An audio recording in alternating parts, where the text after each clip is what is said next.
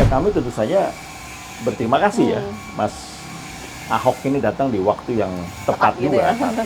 Momentumnya. Menjelang berakhirnya kampanye ini, transisi energi itu harus kita lihat sebagai mesin ekonomi baru. Jadi kita jangan melihat transisi energi itu hanya semata-mata upaya untuk melakukan dekarbonisasi.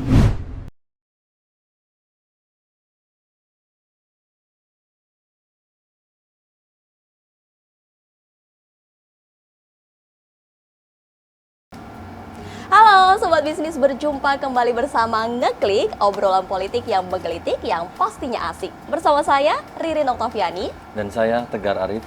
Mas Tegar, hari ini kita kembali menjumpai tokoh dari tim pemenangan gitu kan, dari Capres dan juga Cawapres. Kalau kemarin sudah bertemu dengan 01, 02, dan ini adalah kesempatan dari tim pemenangan dari Ganjar Mahfud. Dan kali ini kita sudah bersama-sama dengan Sekretaris Eksekutif TPN Ganjar Mahfud, Pak Heru Dewanto. Gimana Apa kabar Pak Heru? Baik, terima kasih. Alhamdulillah. Pak Heru ini pasti sudah makin sibuk ya Pak ya, kurang dari sepekan ini masa kampanye sudah akan berakhir. Tapi kalau dari Ganjar Mahfud sendiri Pak, di kurang dari sepekan ini apa saja Pak kegiatan-kegiatan yang mungkin juga target-target yang akan dikejar dalam waktu yang mungkin ya udah singkat ini Pak? Ya kita mencoba melakukan semua lini yang ada, darat, laut, udara, bawah tanah, ini ya, Pak, ya, kita lini. selami. Masukkan. Ya. Jadi tentu saja di udara kita dengan media, kemudian medsos dan lain sebagainya kita gencar melakukan kampanye. Kemudian di darat sendiri Mas Ganjar dan Pak Mahfud sampai hari ini sudah lebih dari 300 titik ya yang didatangi, jauh lebih banyak dibandingkan paslon lain. Ya. Nah kemudian di tiap-tiap titik seperti kita tahu Mas Ganjar ini paling rajin bertemu masyarakat, turun ke bawah, bahkan nginep kita tahu gitu ya? tidur dan nginep di rumah masyarakat. Pak Mahfud juga sama, dia keliling sama banyaknya, hampir sama banyaknya dengan Mas Ganjar.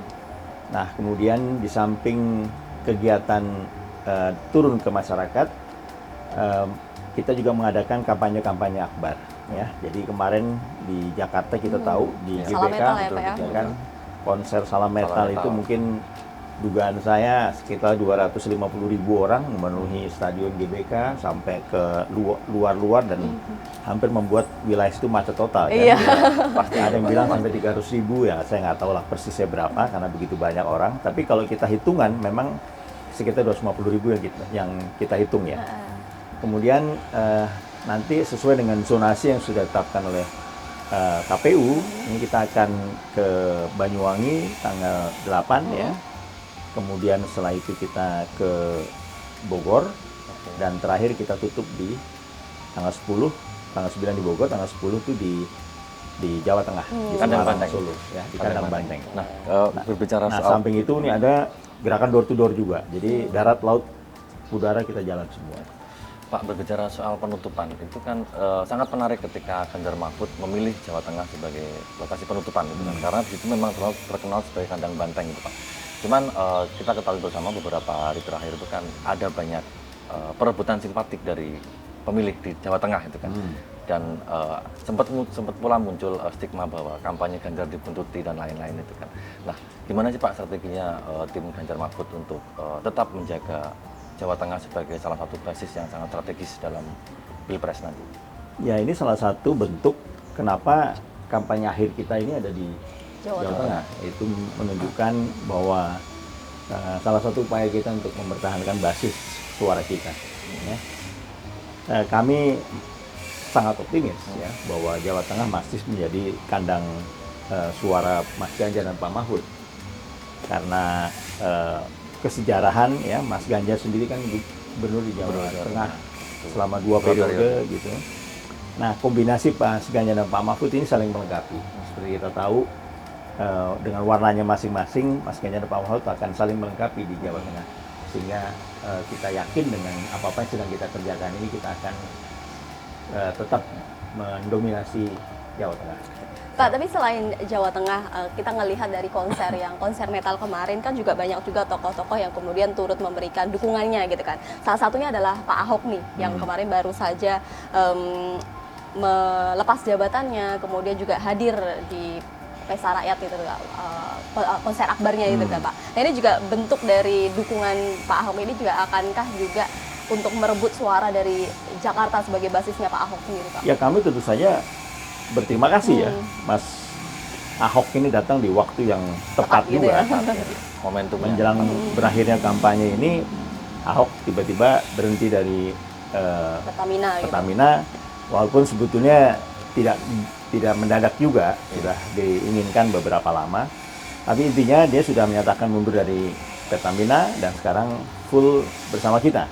Jadi ini mau tidak mau harus saya katakan juga ini suatu suntikan yang luar biasa buat tim kampanye Ganjar Mahfud ya, untuk kita lebih tambah semangat lah dengan dukungan Ahok ini. Kita tahu Ahoker kan lumayan juga sangat besar itu. Itu Jakarta ya Pak ya. dukungannya, paling nggak di Jakarta ya.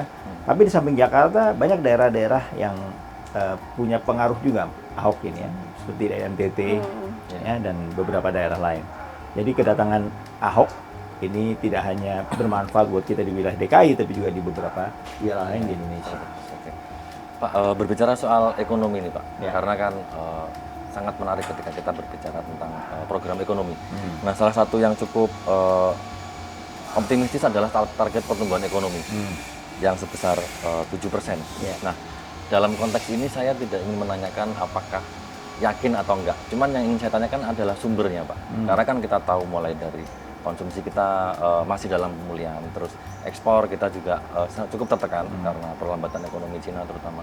Terus kemudian investasi dalam tantangan karena wait and see gitu kan. Nah, kira-kira butuh berapa tahun sih Pak untuk mewujudkan target pertumbuhan 7% dan mesin utamanya dari sisi apa? Ya, kita harus kembali dulu nih, mau tidak mau ya, bahwa apakah ini bisa atau tidak bisa, ya kan? Ini masalah keniscayaan. Ya, kalau kita semua punya mimpi yang sama, ingin mencapai target tahun 2045 Indonesia emas, kita menjadi 4 besar atau 5 besar kekuatan ekonomi dunia. Artinya kan pada saat itu kita harus punya GDP sampai sekitar 6.500 billion US dollar. Sehingga income per kapita kita pada saat itu 15.000. Ya. Nah, peluang kita kan seperti dikatakan semua orang hanya sampai 2038, ya, di mana saat itu kita keluar dari angka 12.000 sampai 13.000 US dollar per kapita per tahun. Nah, kalau kita ngelihat perhitungan matematikanya itu mau nggak mau kan harus tumbuh 7%, Ya, ya untuk kan? mencari Dari itu. kondisi saat ini sekitar 1.300 US dollar per kapita per tahun. Nah, jadi 7% adalah keniscayaan. Karena kalau kita punya mimpi yang sama itu harus kita capai. Nah, pertanyaannya kan bagaimana gitu ya, dengan segala macam yang terjadi pada hari ini. Nah, kita harus melihat bahwa kondisi ini kondisi yang cukup kritikal buat Indonesia. Karena tidak bisa tidak kita harus melakukannya. Dan peluang kita 13 tahun sangat ditentukan pada 5 tahun yang akan datang ini. Nah, bagaimana kita melakukannya? Kita tidak bisa melakukannya dengan pendekatan yang business as usual.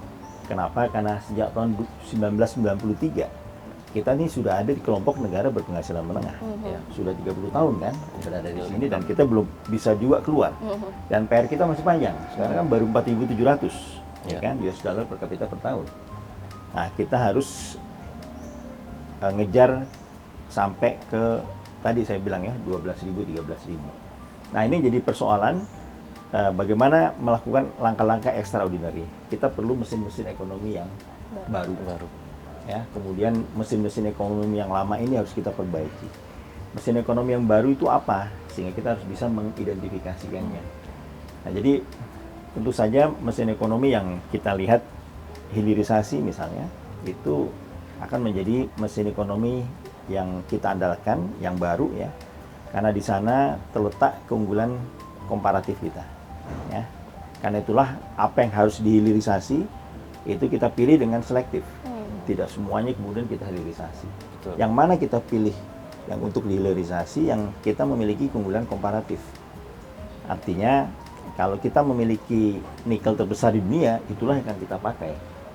Kalau kita memiliki bauxite, depositnya 5 besar, 6 besar di dunia, itu yang akan kita lakukan. Timah, kita nomor 2 di dunia, itu yang akan kita hilirisasi. Kalau kita sudah memiliki keunggulan komparatif, membuatnya menjadi keunggulan kompetitif, kan jauh lebih mudah, ya kan? Nah, ini yang mau kita lakukan.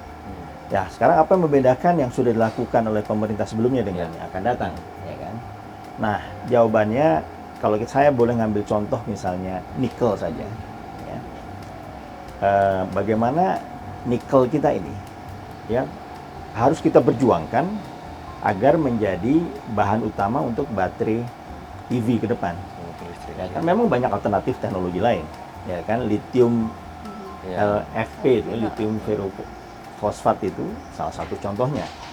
Cuman kalau kemudian dunia memakai LFP, kita dapat peran di sana. Kenapa? Karena kita tidak punya lithiumnya, karena Australia yang pegang lithium, kemudian fosfat yang pegang Maroko, ya kan? Kita kan punya nikel, jadi kita harus perjuangkan nikel ini menjadi salah satu bahan utama untuk EV dunia. Nah, caranya bagaimana? Sekarang persoalannya adalah hari ini ada 2 persoalan besar dengan teknologi yang dipakai untuk pemrosesan hilirisasi nikel. Jadi kalau kita bicara hilirisasi, itu kan perjalanan panjang dari ekstraksi nikel, ya, menjadi MHP itu, mixed hydroxide product, kemudian menjadi prekursor, kemudian menjadi katoda, kemudian menjadi sel baterai, sampai ke battery pack. Itu panjang lah ceritanya kan, sampai menjadi sampai EV, kemudian charging station dan seterusnya. Tapi yang paling menentukan kan di langkah awalnya, pemrosesan nikel ore atau biji nikel ini. Nah, sekarang ini kan semua menggunakan teknologi yang namanya HPAL, high pressure acid leaching gitu. Nah, HPAL ini kan punya persoalan lingkungan, ya kan? Kenapa? Karena feeding 1 ton, tailingnya atau limbahnya 1,5 ton. Kan nggak mungkin kita memproduksi clean car. Ini kan EV kan clean car, tapi berasal dari metal yang dirty. Nah, itu persoalan pertama. Yang kedua, karena produk ini dikuasai oleh satu negara, ya kan, teknologi ini dikuasai oleh satu negara, sementara China ini hanya menguasai 25% dari total EV market. Pasar globalnya. Ya kan, pasar global itu 75% kan dipegang Eropa, Amerika, Jepang dan sebagainya. Nah, jadi karena perang dagang, kita kehilangan kesempatan untuk mengambil pasar yang 75%. Nah, Mas Ganjar dan Pak Mahfud sudah mengidentifikasi teknologi alternatif, ya. Sebenarnya bukan alternatif, complementary, ya. Yang jalan terus aja nggak apa-apa, ya. Walaupun ada catatan lingkungan dan lain sebagainya, saya percaya teknologi nanti perlahan-lahan bisa menyelesaikan masalah lingkungan. Yang ini kita sudah mengidentifikasi teknologi lain yang bisa dipakai sehingga mengatasi 2 persoalan, lingkungan dan juga pasar EV dunia. Nah, ini salah satu contoh, ya. Kemudian bauxite. Bauxite ini juga produknya atau processingnya itu kan menghasilkan red mud. Red mud ini juga toksik sama, gitu. Artinya masuk ke B3. Nah, dan teknologi yang dipakai ini sudah dari tahun 1800 sekian, teknologi Bayer itu yang dari Jerman kan. Kan sudah saatnya untuk kita ubah. Nah, leadership Indonesia untuk mengambil peran kepemimpinan di dalam teknologi ini, itu adalah pilihan kepemimpinan, ya, dan itu ada di Pak Ganjar dan Pak Mahfud. Take the lead dalam leadership untuk pemrosesan nikel, itu ada di beliau. Nah, ini yang akan kita dorong. Pak Heru tadi sempat contohnya ya tadi ya. Ya itu contoh maksud saya. Tadi contohnya gitu. Kan yang lain-lain bisa kan nanti nggak selesai. Gitu. Bisa 1 jam kita bicara teknis. Pak Heru tadi sempat menyebut bahwa perlu extraordinary action gitu kan Pak, untuk kemudian meraih dari target pertumbuhan 7% tadi. Tapi di sisi lain di beberapa kesempatan gitu kan Pak Mahfud MD juga menyatakan bahwa masih ada banyak tambang-tambang ilegal, konsesi berkaitan soal tambang ilegal gitu kan. Nah, bagaimana kemudian cara mengakselerasi dari adanya konsesi tambang ilegal tersebut dengan target-target hilirisasi yang dimiliki oleh Ganjar sama Mahfud? Jadi salah satu persoalan besar di Indonesia kan masalah data, Ya, ya kan? betul, betul. Data perorangan, data pertambangan, data segala macam. Bahkan data antar pemerintah aja berbeda, Pak. Antar pemerintah beda-beda. Kementerian lembaga gitu ya, Ya Pak. kan, kalau tanya data kecelakaan misalnya di polisi beda, di rumah sakit beda, di Oke. Pemda beda, lain beda-beda Beda, semua, ya. kan? Rumah sakit juga beda. Ini persoalannya data. Jadi data ini menjadi salah satu perhatian dari Mas Ganjar dan Pak Mahfud untuk kita cari solusinya. Jadi kalau ada program KTP Sakti, itu sebetulnya berangkat dari program pendataan. Jadi satu data Indonesia itu akan menyelesaikan semua persoalan. Jadi tidak perlu pakai kartu macam-macam, Ya. satu kartu, karena dengan satu data KTP itu bisa menyelesaikan semua data. Sehingga kita tahu mana yang butuh bansos, apa itu bansos kesehatan, Ya. pendidikan, PKH dan lain sebagainya, itu bisa diketahui dengan detail. Nah, terkait dengan pertambangan juga sama. Persoalannya adalah data. Nah, kita rapikan datanya sehingga kita bisa tahu persis persoalan-persoalannya. Nah, yang kedua masalah hukum, ya kan? Nah, kenapa Mas Ganjar memilih Pak Mahfud? Menggandeng Pak Ya. Mahfud Karena ya. memang Sudah punya teruji. niat yang sungguh-sungguh untuk menyelesaikan masalah hukum di Indonesia. Kalau kita tanya dunia bisnis, apa yang diinginkan? Yang paling diinginkan kan kepastian hukum, ya kan? Penegakan hukum dan kepastian hukum. Nah, banyak orang bisa mengatakan bahwa semua orang kan pengen kepastian hukum gitu. Cuman kan nyatanya nggak jalan-jalan. Kami selalu percaya bahwa semua harus dimulai dari kepemimpinannya, dari leadershipnya. Karena itulah tanpa leadership yang kredibel, yang punya rekam jejak yang jelas, transformasi hukum di Indonesia ini tidak bisa dilaksanakan. Nah, karena itulah maka kan 3 fondasi perjuangan Mas Ganjar dan Pak Mahfud. Pertama kan gaspol, gandakan anggaran, sikat KKN, poles birokrasi. Dengan apa? Termasuk tadi ya, dengan digitalisasi untuk merapikan semuanya. Dan KKN, sikat KKN ini adalah apa yang akan dipimpin oleh Pak Mahfud ya. Nah, sehingga dengan leadership yang seperti inilah kami semua berkeyakinan dan percaya permasalahan hukum, termasuk tadi mafia-mafia tambang dan mafia-mafia lainnya, mudah-mudahan bisa dilaksanakan. Oke, pun juga demikian pernah disampaikan juga pada diskusi di KPK gitu Pak ya, berkaitan soal data dan juga digitalisasi yang kemudian bisa menjadi jalan gitu kan untuk kemudian menghambat para koruptor-koruptor atau khususnya berkaitan soal kasus pertambangan gitu ya. Yeah. Pak, kalau kita berbicara soal digitalisasi, sebenarnya kan sudah berjalan ya sekarang sejauh ini kan, terutama soal ini, soal kemudahan berusaha, perizinan gitu kan. Jadi kan Bapak pelaku usaha pasti sangat paham kan, kita punya OSS gitu kan. Cuman persoalannya, ada persoalan yang besar itu adalah belum terintegrasinya perizinan di antar kementerian, terus kemudian antar pemerintah daerah, terus kemudian RDTR, RTRW-nya kan juga belum sinkron gitu Pak, ke OSS. Nah, akhirnya itu kan dipingpong itu pelaku usaha. Dan disitulah punglinya muncul gitu kan Pak. Ini solusinya gimana Pak kalau dari Ganjar Mahfud Pak? Jadi namanya digitalisasi itu sekarang ini kan kalau boleh saya sebut ya,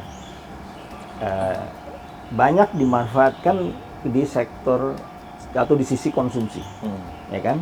Kemajuan di sisi konsumsi itu kan luar biasa terkait dengan digitalisasi. Ada berapa banyak Decathlon dan Unicorn yang lahir di Indonesia, tapi semuanya di sektor konsumsi kan, marketplace semuanya. Betul. Tapi bagaimana memanfaatkan digitalisasi ini di sisi produksi, ya kan, di dunia, di industri, kemudian di birokrasi, di pendataan, di OSS dan sebagainya, sinkronisasi di birokrasi dan lain sebagainya. Ini belum dimanfaatkan secara maksimal. Makanya tadi dari 3 itu kan ada poles birokrasi melalui digitalisasi. Ini persis menjadi catatan dari kami semua, bagaimana mensinkronkan ini di dalam pemerintahan sendiri kan mulai dari situ kan. Iya, dari sudah ada kan SPBE kan, sistem pemerintahan berbasis elektronik gitu. Nah, itu mungkin menjadi langkah awal untuk melakukannya secara masif dan terintegrasi dan mensinkronkan semua sistem di semua kementerian dan lembaga sehingga terjadi efisiensi di dalam birokrasi kita. Karena salah satu kunci keberhasilan perekonomian ini kan tergantung kepada seberapa efektif birokrasi kita, seberapa efisien birokrasi kita. Sebenarnya tergantung political will ya Pak ya, dari pemimpin di pusat, di daerah gitu kan. Pada akhirnya ini semua kembali kepada leadership. Iya, Karena itulah penting sekali untuk memilih pemimpin yang benar-benar committed, ya, dan mampu mendeliver apa yang dijanjikannya. Makanya kata-kata satset itu kan Satset, ya. bahasa Jawa itu kan gesit, gitu Iya, kan. gesit. Dan tes itu ketuntas gitu. Nah, saya rasa refleksi dari tes dan satset ini ada di Mas Ganjar dan Pak Mahfud gitu. Karena itulah kita semua berjuang keras untuk menghasilkan kepemimpinan yang satset dan tes tersebut. Pak Heru, selain tadi mengulas berkaitan soal sumber daya alam dan juga digitalisasi, ada yang tidak kalah penting lagi adalah sumber daya manusianya sendiri. Pak Ganjar dan juga Pak Mahfud menyatakan bahwa salah satu aspek yang kemudian penting untuk kemudian digenjot adalah pendidikan, gitu kan. Salah satu programnya adalah satu sarjana satu rumah, gitu kan Pak. Itu kemudian untuk Satu sarjana, satu keluarga. keluarga miskin, satu sarjana. gitu kan. Itu sebagai langkah untuk kemudian menjadi eskalator kenaikan dari kesejahteraan, gitu kan Pak. Nah ini bagaimana sih Pak mengelaborasi konsep-konsep itu? Ya, jadi Mas Ganjar, Pak Mahfud dan kami semua percaya bahwa salah satu cara untuk keluar dari kemiskinan atau jurang kemiskinan adalah pendidikan. Jadi kalau ada satu keluarga miskin, satu anaknya yang berbakat bisa jadi sarjana, berbakat itu artinya dia memang mampu menjadi sarjana, itu akan kita beri kebijakan khusus gitu sehingga dia dapat subsidi untuk bisa mendapatkan kesarjanaannya. Nah, kalau sudah satu keluarga miskin ada satu sarjana, itu otomatis keluarga itu akan terangkat dari kemiskinan. Terkait dengan pendidikan, ada sejumlah program yang didorong oleh Mas Ganjar dalam hal ini ya. Kemarin kita juga berdiskusi panjang mengenai pendidikan ini sebelum debat. Ya, yang terkait dengan pendidikan. Nah, salah satu cara yang tercepat ya terkait dengan pendidikan ini adalah melalui digitalisasi. Ya.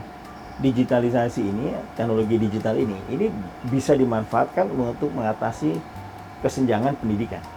Jadi persoalan di Indonesia ini kan, atau pendidikan di Indonesia ini yang paling parah ini kan masalah kesenjangan pendidikan antara Jawa dan luar Jawa, ya, Barat dan Timur, gitu kan.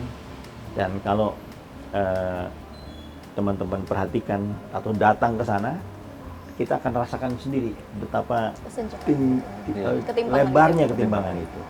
Nah, digitalisasi cara tercepat untuk melakukannya. Kenapa? Kan apa yang dimaksud dengan pendidikan? Pendidikan itu kan isunya adalah pengajarnya, kualitas pengajarnya, kemudian fasilitasnya, ya kan? Kemudian bahan ajarnya. Dengan digitalisasi ini kan semua bisa diatasi. Dosen yang sama bisa mengajar di beberapa perguruan tinggi dari jauh bisa ngajari ke Indonesia Timur kan, dengan teknologi digital. Kan kita udah biasa zoom sana sini. Kemudian mata bahan kuliah ini kan juga mudah disebar ke semuanya. Yang ketiga adalah fasilitas, laboratorium, fasilitas lain. Dengan virtual reality, augmented reality, itu kan semua bisa dibuat simulasi laboratoriumnya sehingga praktek laboratorium walaupun tidak sempurna tapi kan bisa dilakukan dengan augmented reality dan virtual reality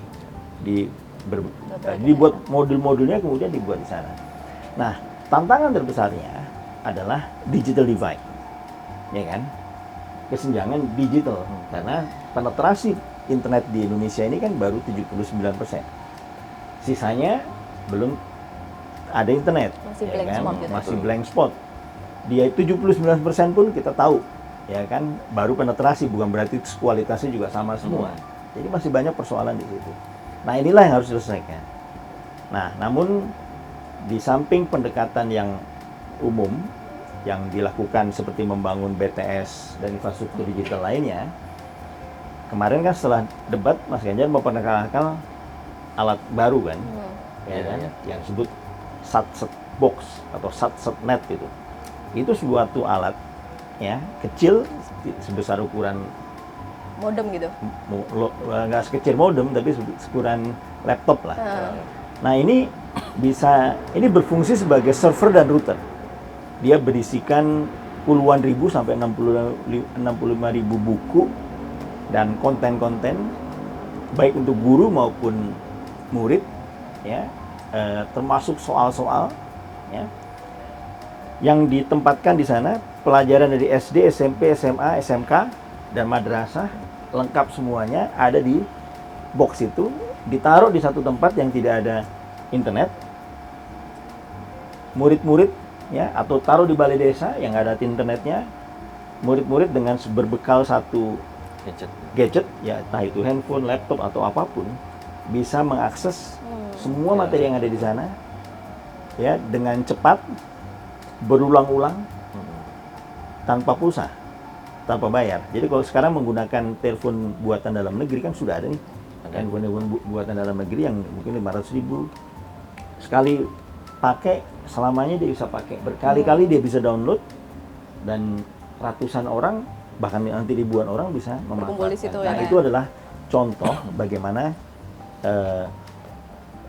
satset dan tasktesnya itu tergambarkan. Artinya bukan sekedar bicara akan melakukannya, tapi kan sudah ada buktinya, ada barangnya, dan sudah diterapkan di beberapa daerah di Jawa Barat dan sebagian di Jawa Tengah. Oke Pak, berlanjut Pak, untuk kalau tadi itu kan strategi untuk meningkatkan kualitas SDM di pendidikan, Pak.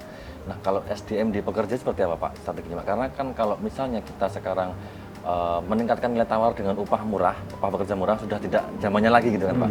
Jadi kan bagaimana strategi Ganjar Mahfud untuk minimal menaikkan Upah daya saingnya pekerja, bukan upah, daya saing pekerja, sehingga satu pekerja bisa menghasilkan output yang lebih kompetitif dibandingkan dengan Vietnam terutama, ya, karena kan di regional kita saingannya Vietnam. Ya, jadi ya ini kan klasik, pasti orang menjawabnya dengan jawaban klasik kan, dengan ya, betul. pelatihan gitu kan, upskilling, reskilling dan sebagainya. Tapi prinsipnya begini, kalau kita bicara hari ini, ya, kita ini kan upah, jadi gini, kita tidak bisa menaikkan upah, ya, atau gaji dari pekerja kalau kualitas pekerjaannya tidak naik, betul ya? Betul. Kalau kualitas pekerjaan tidak naik, kemudian upahnya dinaikkan, makin susah naik kompetensinya Pak. Makin tidak kompetitif. Iya, makin tidak betul, kompetitif. Kan? Ya kan, misalnya pekerjaannya sama, gajinya dinaikkan, industri kan tidak kompetitif. Akhirnya industri pindah ke negara lain yang upahnya lebih murah. Jadi satu-satunya cara menaikkan upah penduduk itu dengan cara menaikkan kualitas pekerjaannya, ya kan? Ya, betul. Nah, untuk menaikkan kualitas pekerjaannya hanya dengan satu cara juga, kualitas industri harus naik kelas, ya kan? Kalau industri masih sama dengan industri yang ada di struktur industri di Indonesia hari ini, ya kan? Saya tidak ingin menyebutkan secara detail ya, tapi sebetulnya kita sudah mengklasifikasikan ya industri di Indonesia ini, ya kan? Saya kelompokkan ke dalam 4, atau kami kelompokkan ke dalam 4. Industri dengan teknologi rendah, middle low, middle up, sama tinggi. Sebagian besar industri di Indonesia, ya, itu semua ada teknologi rendah dan middle low. Artinya apa? SDM kita ada di situ semua, ya kan? Kemudian ekspor kita juga dari sini semua, ya kan? Nah, kalau ini dibiarkan terus, kita tidak mungkin bisa menaikkan upah pekerja kita, ya kan? Mau dilatih seperti apapun gitu kan, kalau kualitas pekerjaannya tidak dinaikkan, ya di situ terus. Jadi it goes both way, ya, it takes two to tango. Artinya industrinya juga harus dimodernisasi sehingga kualitas pekerjaannya naik, kitanya upah buruhnya juga naik. Nah, upaya ini harus berjalan secara simultan antara upaya untuk menaikkan kualitas kualitas pekerja, ya, dengan kualitas dari industrinya sendiri. Jadi kita harus dorong industri dengan kualitas teknologi yang lebih tinggi. Nah, itu harus berjalan bersamaan. Karena itulah maka pendekatan ini harus komprehensif, ya, bersama antara industrinya dan juga ke pekerjanya. Kalau hanya fokus di SDM-nya, pekerjaannya saja. Tadi kan pendidikan sudah kita bahas, ya kan? Ya dilatih macam Ya, mana lagi gitu kan? betul, Pak. Kalau industri masih di situ juga. Berarti Jadi perlu ini ada itu, harus ya, Pak? kerjasama nih antara. Perlu ada diversifikasi sektoral prioritas industri. Jadi industri kita harus didorong ke modernisasi. Jadi gini pendekatannya, basis industri kita yang ada sekarang, ya, yang ada sekarang ini harus kita modernisasi dengan teknologi yang lebih tinggi, ya kan? Nah, pada saat yang sama kita harus juga memperkenalkan mesin-mesin ekonomi baru, ya kan? Hilirisasi, digitalisasi. Digitalisasi saya katakan tadi harus didorong ke sektor produksi, ya kan? Hilirisasi juga harus lihat itu. Nah, satu lagi transisi energi. Transisi energi itu harus kita lihat sebagai mesin ekonomi baru. Jadi kita jangan melihat transisi energi itu hanya semata-mata upaya untuk melakukan dekarbonisasi, ya, tapi menjadikannya mesin ekonomi baru. Jadi namanya bukan dekarbonisasi, menurut saya programnya adalah green development, ya, melakukan pembangunan ekonomi yang hijau menggunakan program transisi energi. Karena transisi energi kan keniscayaan, ya kan kita semua sudah bersepakat di seluruh dunia global, ya, akan mencapai net zero emission tahun 2060. Caranya kan cuma satu, transisi energi. Dan ini berlaku di semua negara. Transisi energi kan ada 3, konservasi energi, kemudian efisiensi energi, dan yang terakhir renewable energy. Kita saat ini hanya berfokus ke renewable energy, ya kan? Belum bicara efisiensi energi, konservasi energi sikap untuk hemat energi. Efisiensi energi terkait dengan upaya-upaya menggunakan teknologi-teknologi yang lebih efisien. Ini kan industri baru, ya kan? Kemudian renewable energy itu industri baru juga, ya kan? Nah, ini semua harus disiapkan. Jadi proses transisi energi harus disiapkan dengan penyiapan industri dalam negerinya juga untuk memasuki wilayah-wilayah ini. Nah, tapi lebih dari itu, transisi energi itu kan kita bicara mengkonversi yang tadinya pembangkit listrik berbasis fosil menjadi berbasis renewable. Tapi konsumsi listrik di Indonesia itu baru 18,69%. Salah satu yang terendah di ASEAN, lebih rendah daripada Vietnam. Sisanya itu adalah konsumsi, ini kita bicara total energy consumption. Sisanya itu konsumsi energi juga, sektor transportasi, ya, itu mungkin 30%. Kemudian sektor rumah tangga, kompor-kompor gas kan itu emisi semua. Artinya kalau kita mengkonversi keseluruhan pembangkit listrik kita menjadi renewable energy, kan nggak menyelesaikan persoalan emisi. Ini kan juga harus ditransfer. Nah, ini kan proses mentransformasi dari kompor listrik menjadi kompor induksi, itu teknologi lagi, industri lagi maksud saya, ya kan? Kemudian juga EV, industri lagi, ya kan? Hari ini kita punya sekitar 20 juta mobil dan 130 juta motor, ya kan? Ambil 10% nih kita konversi ke EV, udah berapa banyak gitu industri yang tumbuh berkembang di sana. Jadi semua itu harus direncanakan secara komprehensif, dan kadang-kadang kita lupa, kadang-kadang kita transisi energi karena kita tekanan dari negara lain untuk transisi energi. Padahal bukan. Akhirnya tren global aja. Ini bukan urusan tren ini kan, bukan fashion ini kan, tapi harus kita manfaatkan untuk menggerakkan perekonomian dalam negeri. Jadi bukan semata-mata cuma mengejar net zero-nya aja ya Pak ya, tapi juga harus berimpact pada perekonomian Indonesia. Betul. Jadi karena itu Mas Ganjar menggunakannya sebagai salah satu mesin ekonomi baru. Tools baru. Sebagai tools baru. Terakhir Pak, bagaimana meyakinkan masyarakat Indonesia di akhir masa kampanye dan juga menuju 14 Februari untuk bisa meyakinkan bahwa program-program yang dibawa Ganjar dan juga Mahfud ini akan benar-benar dapat membawa Indonesia lebih baik lagi 5 tahun mendatang? Ya, saya selalu mengatakan bahwa seringkali ya di debat-debat ataupun di debat itu kan debat paslon gitu kan, ada juga debat gitu, ya. Ada juga debat paslon, ada debat sendiri. Debat tim sukses gitu kan. Nah, saya selalu mengatakan maupun debat paslon ataupun debat tim sukses itu bukan adu pintar gitu. Karena adu pintar kan bukan di debat. Adu pintar itu kan persaingan di sekolah gitu. Kalau kamu ranking 1, berarti pintar Iya. gitu kan. Ranking akhir berarti kurang pintar kan gitu kan. Kalau bisa sampai S1, S2, S3 berarti kan lumayan pintar. Bisa profesor kan pintar. Iya. Maksud saya kalau Pak Mahfud kan sudah pintar jelas, orang udah Terbukti, profesor. Gitu. iya.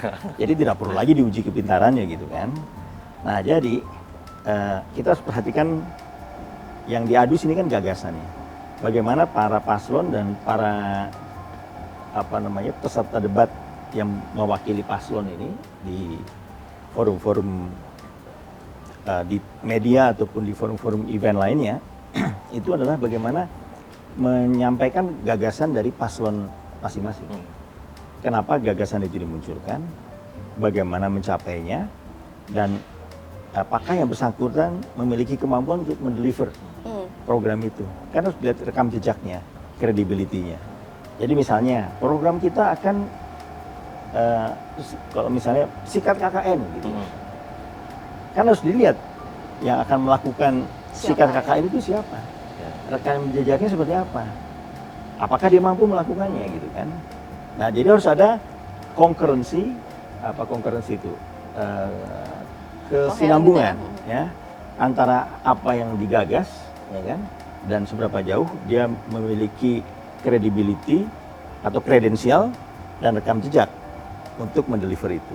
Jadi dengan demikian gitu kan ya menurut saya kembali kepada pilihan masing-masing sesuai dengan hati nuraninya, tapi kita bisa punya kesempatan untuk melihat gagasan-gagasannya. Kemudian apakah yang bersangkutan dalam hal ini memiliki rekam jejak dan credibility untuk bisa melaksanakannya. Nah dengan latar belakang seperti itu, kami semua yang ada di TPN ini meyakini yang paling tepat untuk memimpin Indonesia berdasarkan apa yang digagas, direncanakan, dan akan di-deliver, dilaksanakan, ya Mas Ganjar dan Pak Mahfud.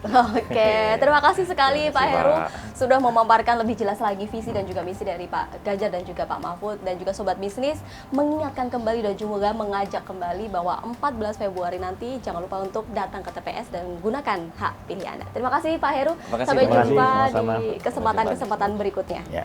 Sampai jumpa juga di episode Ngeklik berikutnya. Sampai jumpa.